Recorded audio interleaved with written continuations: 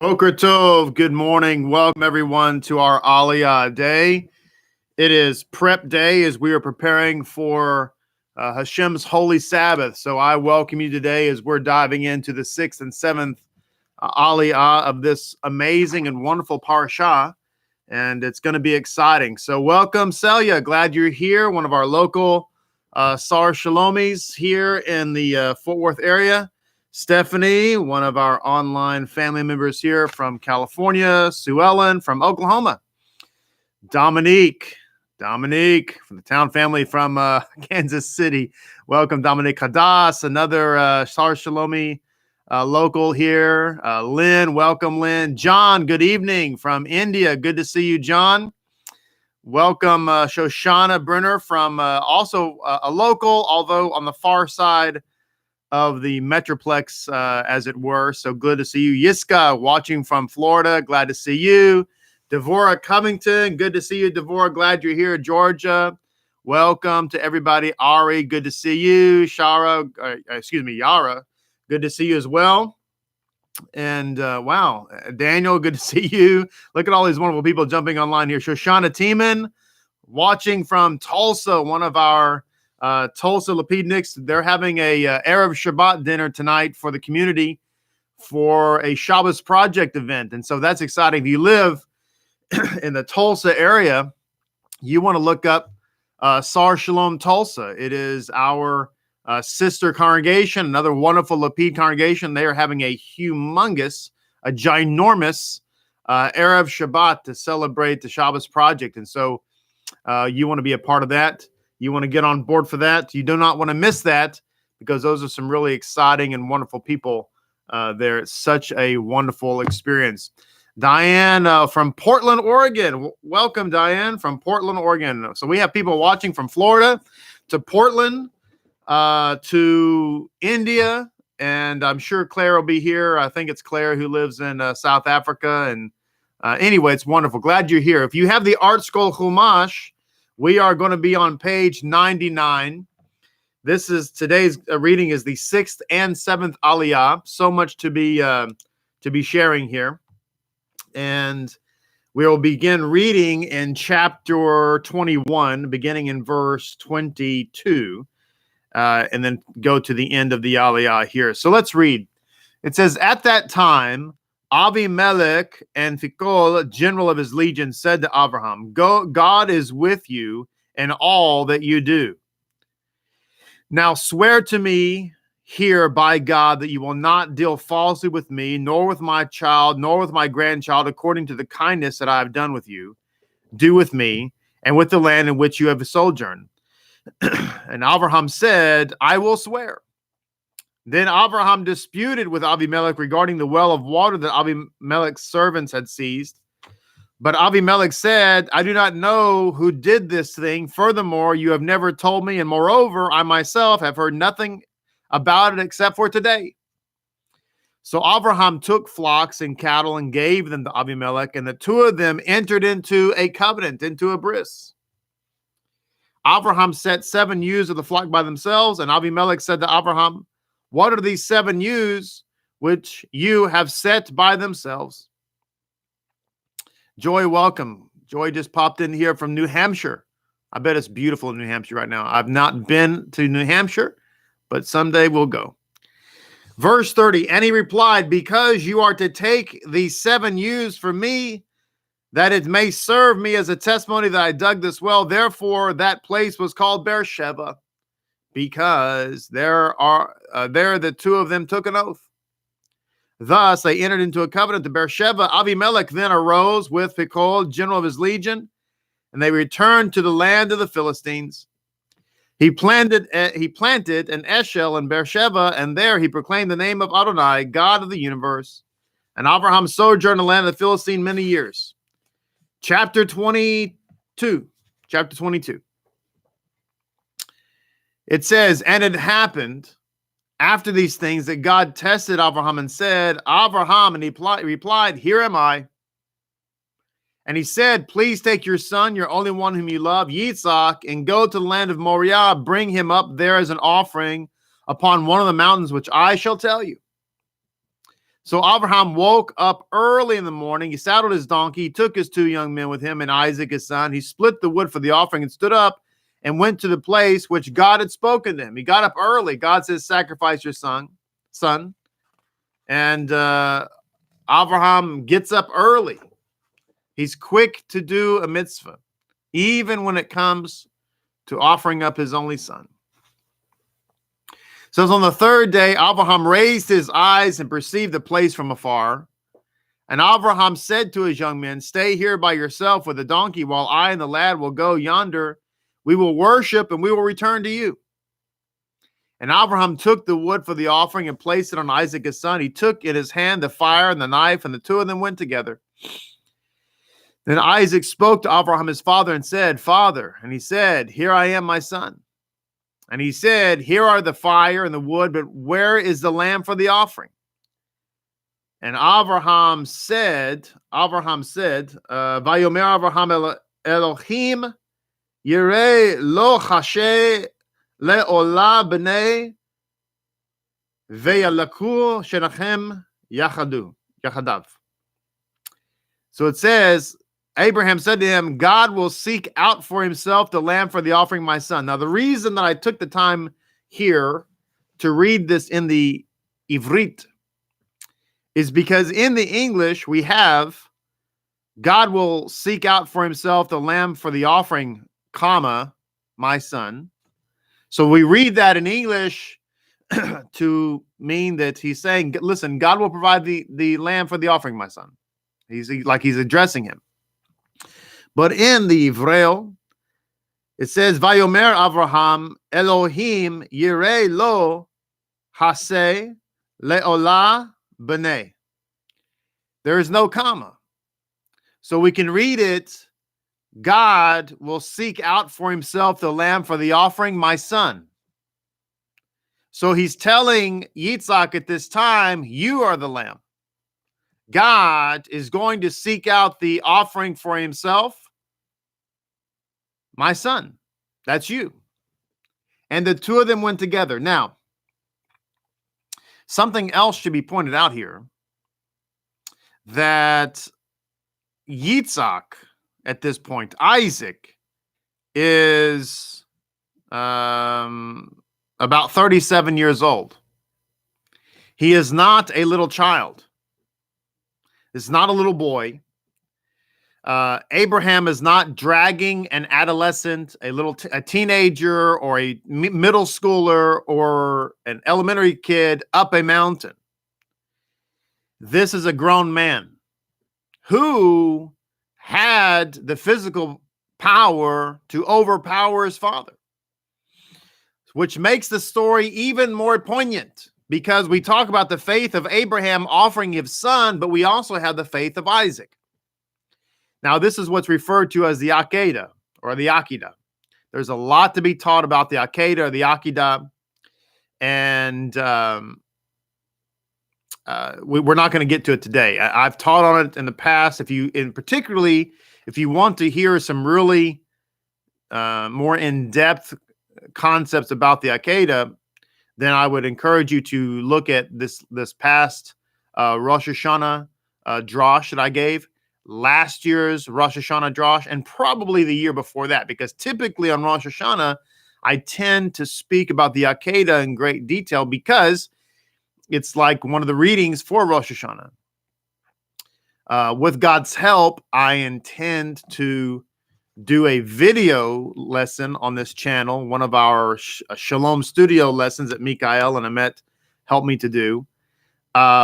On this topic, but it's going to be third in line. In fact, there are 2 videos that are forthcoming that Amet has just recorded. It's going to blow you away. And we have another video that Mikael is working on, which is going to blow you away. And then yours truly has 2 more in the pipeline. And then maybe the Akedah will be the third on my agenda. But anyway, that's why I always say subscribe to the channel, click the bell icon, because you might just be minding your own business and all of a sudden we drop a nuclear bomb in your lap. But it's a good nuclear bomb. In this case, it's a blessing. Baruch Hashem. So anyway, he's a grown man. So when he says that God will provide the lamb for the offering, my son. Isaac, he could have just said, nope, no, thank you, and could have walked right down the mountain. But instead, they walked together. And it says the two of them went together. In other words, the sages bring out this phrase, went together, is that they were walking in unity. In other words, they were going to the place of sacrifice with the same heart and the same mission. Abraham to fulfill God's will to offer his son, and Isaac to be the willing offering. There's a very moving midrash. I think I've shared this in one of those 3 drashes I mentioned to you just a second ago, that gets into great detail the dialogue that happened between Yitzhak and Avraham as Yitzhak is laying down on the wood and what have you. It's very, very insightful. In fact, there is a Gemara from the book of Sanhedrin. I don't have the exact source in front of me, but I have it written down in another book that says that when Isaac was carrying his wood, the wood, up to the mountain, which, by the way, is Mount Moriah, which is the place where the temple was and will be soon in our time. Amen. That it says that when he was carrying the wood up there, it was like, it actually says this in the book in the tractate of the Talmud Sanhedrin, that it was like someone carrying their wood or their beam to be crucified. Yes, that is true. That the sages say, I want you to think about this because there's so many important parallels to the Akedah and Yeshua and the sacrifice of Yeshua, that it says that when Yitzhak was bringing the wood up to the mountain where he was going to be put on it, and he knew it, it was like someone bringing their wood or their beam to be crucified. Isn't it interesting that in the Talmud, when it talks about the son being offered by the father, that it actually uses crucifixion as the analogy? Fascinating, isn't it? As I've said countless times, my friends, this is why it is so important to study Torah from and within the framework of Judaism and Jewish literature. And the people that reject rabbinic Judaism or reject Jewish literature because of their anti-Semitism are missing out on everything. Everything. I could say this unequivocally, they literally know nothing. And I'm not trying to be mean. I'm just trying to be emphatic for the purposes of education. It's how important it is. But I digress. Verse 9, they arrived at the place of which God had spoken to him, and Abraham built the altar there and arranged the wood. He bound Isaac his son, and he placed him on the altar atop the wood. Abraham stretched out his hand and took the knife to slaughter his son. And an angel of Adonai called to him from heaven and said, Abraham, Abraham. And he said, Hineni, here am I. And he said, do not stretch out your hand against the lad, nor do anything to him. For now I know that you're a God-fearing man, since you have not withheld your son, your only one, from me. Now, wait a minute. God knows all things, correct? Yes, he does. How is it that Hashem is saying here, now I know you're a God-fearing man? God didn't know that before. God knows us better than we know ourselves.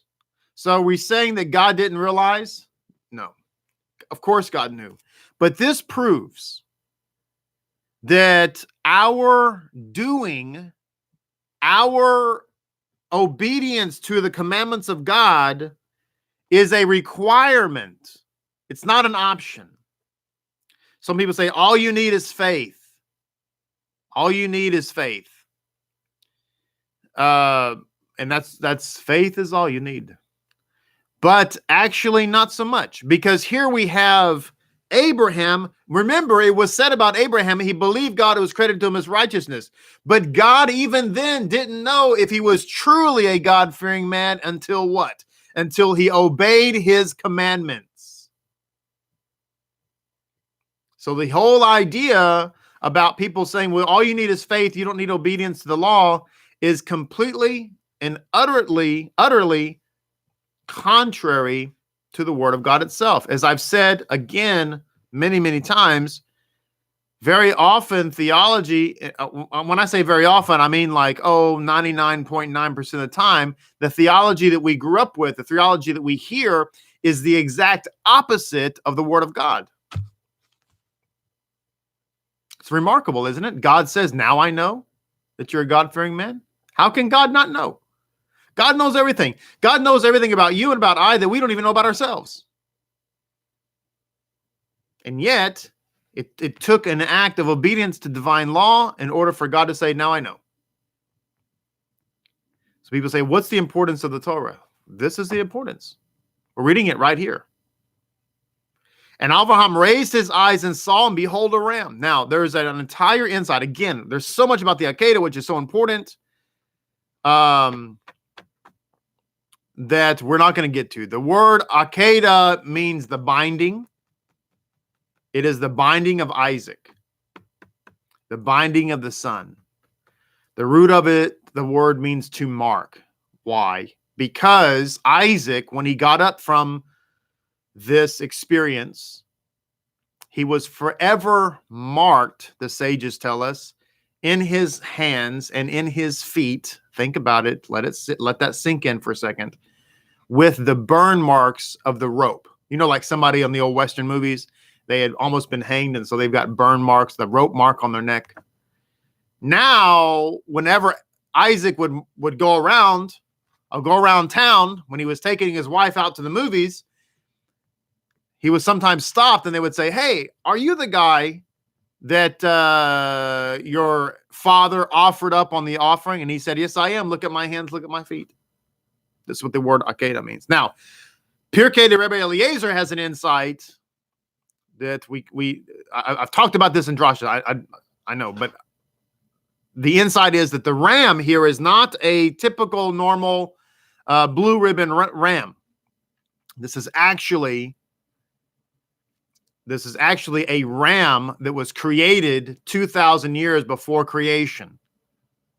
Now, again, I don't have time. Time does not permit me to get into all of this right now. But this ram is actually Mashiach.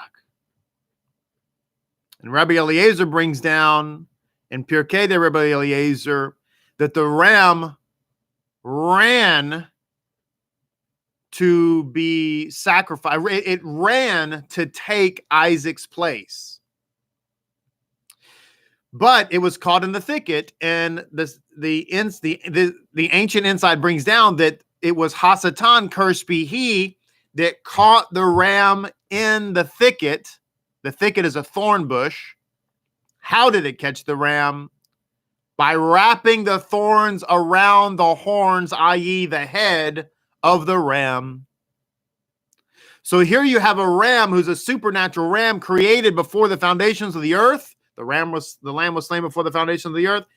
And it is found with a crown of thorns around its head. And then it was taken to replace Isaac upon the wood that the sages say was like the wood of the crucifixion. Now, some of you, if you're driving, you might want to pull over because this could become dangerous. I mean, really? Yes, there's so much about this story. Oh my goodness. But this is like taking a snow cone from an iceberg at this point. So it says afterwards, caught in the thicket by its horn. So Abraham went and took the ram and offered it up as an offering instead of his son. Now the sages bring down that Isaac actually was offered. And this is why it says in the letter to the Hebrews, it says that Isaac was offered according to the parable in Hebrews chapter 11. What does it mean according to the parable? It means according to the midrash. That's what the word parable means there. It means the midrash. People say, I'm against rabbinic literature. I'm against Talmud. I'm against midrash. Yeshua wasn't. Neither were the apostles. But anyway, that Isaac actually was offered. The first offering of the circumcised Abraham, and this, by the way, is Jewish thought. I have an entire article. I have a couple of, in fact, I have 2 articles on this that I've commented on in years past from Jewish authors. That the first offering by a full Jew, meaning Abraham, he had converted, he went through the mikveh, as it were, he went through circumcision. His first offering was a human sacrifice. And it was Isaac's sacrifice that actually anointed Mount Moriah and the altar and the foundation of the temple and everything else. All the other offerings point to the Akedah. This is why we don't have to have offerings. Somebody say, well, why do we have to have offering? Why do we have to have offering? Or let me rephrase that. Pardon me. Let me rephrase. Why don't we need offerings today? People say, how do the Jews get saved before or since there aren't any offerings? The answer is the same way that it's always been. If you look at the Rosh Hashanah service or the Yom Kippur service, we're asking God to remember the son who was offered by the father.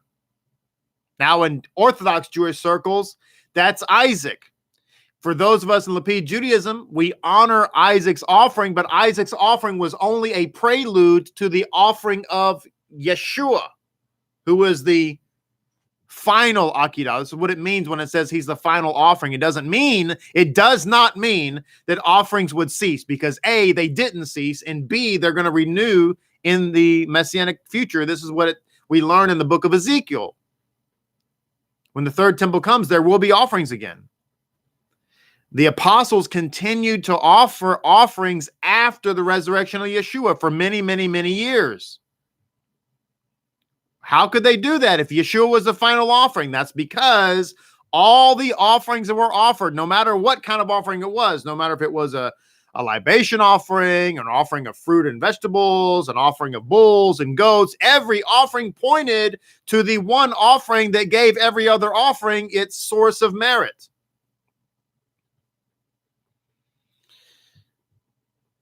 Well, again, I'm getting off my train of thought here because there's so much about this, but let me continue reading, shall we? We are in, where are we?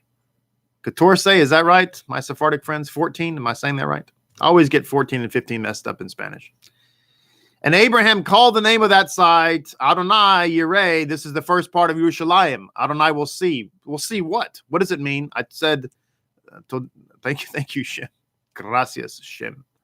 Adonai will see. What does it mean? Yerushalayim. Yireh, Yeru, means that God will be seen in his full manifestation. I talked about this last week when we talked about Melchizedek, that Adonai will see. He will see what? It's actually not so much that Adonai will see, but we will see Adonai. That Jerusalem is the place. Let's put it this way. Jerusalem is the place where we will see the full manifestation of Hashem. Yeah. Can you say Yeshua? And it is said this day on the mountain Adonai will be seen. Verse 15, the angel of Adonai called Avraham a second time from Shemayim, and he said, by the way, the sages bring down an interesting insight. I know I'm just keep interrupting myself. I'm excited this morning. I love this passage. This is wonderful. Anyway, it says the sages bring down an insight here. Why the angel, the voice of Hashem, the Bat Kol, called out from heaven. How come there wasn't an angel that brought the message or whatever? Why was there a voice from heaven? And the idea is that in Abraham's tent, Abraham and Sarah were so godly, so holy, that it was not uncommon to see angels walking around all the time, much like my own house. I'm just kidding. I'm kidding. Actually, there are angels. My wife is an angel. Our daughters are angels. But anyway, but it's interesting insight here is that it says that Abraham was like a high priest offering up the atonement sacrifice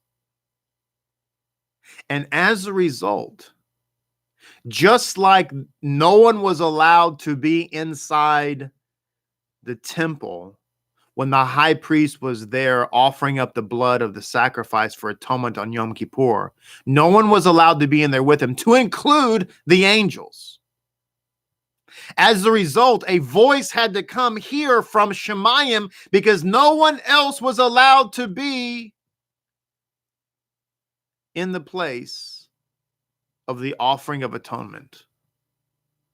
That's why there was a voice there and not the manifest presence of an angel, so to speak. So what does that tell us? It tells us that from a Jewish point of view, Isaac's offering was the epitome, the ultimate, the source, the root of the Yom Kippur offering, the atonement offering of Yom Kippur, which is why in the book of the letter of Hebrews, it talks about the blood of bulls and goats could never wipe away sin. Of course not. That's not profound at all. It was understood that there had to be a perfect sacrifice, the sacrifice of Mashiach. This is why Judaism teaches that Messiah ben Yosef comes and dies and erases the sins of Israel. The writer of Hebrews was not anybody who was Jewish in the first century would have read that letter and said, of course, of course. People who are not Jewish read that letter and somehow think that Jews were thinking that the blood of bulls and goats somehow removes our sin completely and utterly and totally. But that's because, well, that's not what we think, but that's okay. Verse 17, that I will, by yourself I swear, because it doesn't, you not withheld your only son, that I shall surely bless you and greatly increase your offspring like the stars of the heaven, like to the sand of the seashore, and your offspring shall inherit the gate of its enemy, and all the nations of the earth shall bless themselves by your offspring, because you have listened to my voice. Abraham returned to his young men, and they stood up and went together to Beersheba, and Abraham stayed at Beersheba.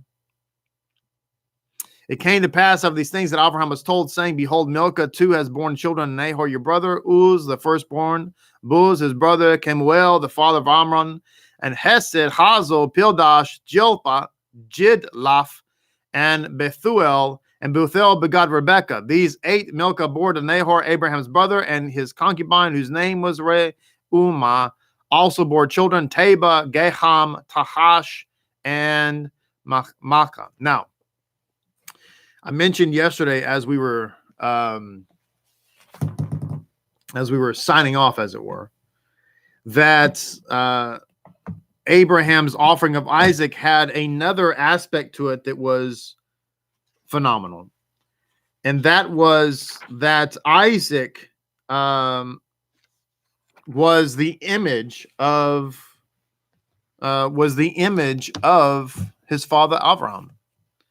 There's an insight in the Kehot Tumash bringing down the sources here for this, that people were mocking Abraham and Sarah. They were saying that, you know what, this is all a ruse, that in fact, Avimelech is the one who got Sarah pregnant, and they're pretending that this child is theirs between their own union, but in fact, he is not.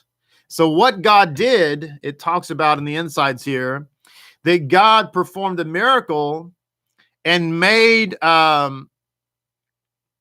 it so that Isaac was the spitting image. He was an identical image to Abraham.